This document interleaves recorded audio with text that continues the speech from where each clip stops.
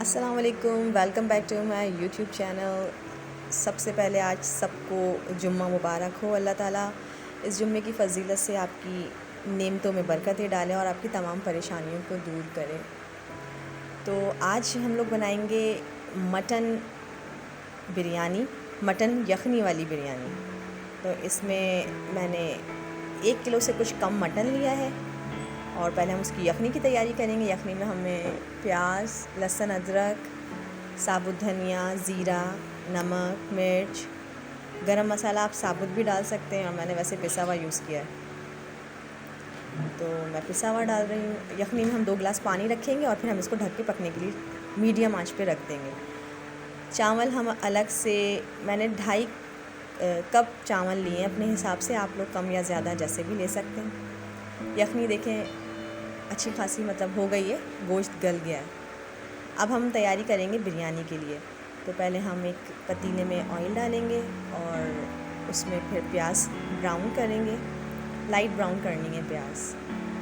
और फिर उसमें हम टमाटर डालेंगे। टमाटर मैंने 6 बड़े टमाटर लिए हैं, आप अगर देख सकते हैं जैसे लेना।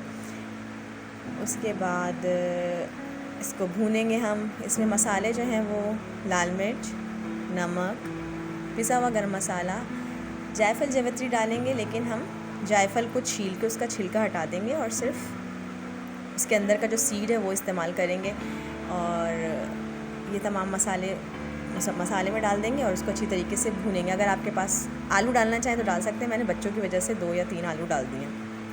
नींबू शामिल करेंगे वो, और उसके बाद टमाटर अच्छे से गल जाएं और आलू भी गल जाएं, इसके लिए हम थोड़ा सा पानी शामिल कर देंगे। उसके बाद मैंने पुदीने को और हरी मिर्चों को अलग से इमाम दस्ते में पीस लिया, ताकि मोटा मोटा पीसा है, बहुत बारीक नहीं पीसना, वो पीस के रख लिया है। फिर हम उसमें मसाले में ऐड कर देंगे। एंड में जब अच्छी तरीके से मसाला भुन जाएगा तो उसमें फिर हम गला हुआ गोश्त जो है यखनी का वो शामिल कर देंगे। और अब मसाले को अच्छी तरीके से भूनेंगे।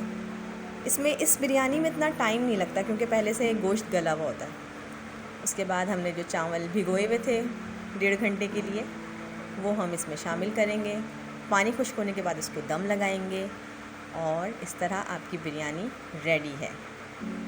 रायते के लिए भी मैंने सिर्फ 1 हरी मिर्च और थोड़ा सा पुदीना लेके दही के साथ ग्राइंड कर लिया, उसमें नमक डाल दिया और रायता तैयार हो गया।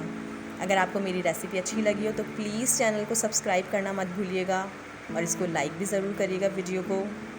अल्लाह हाफ़िज़।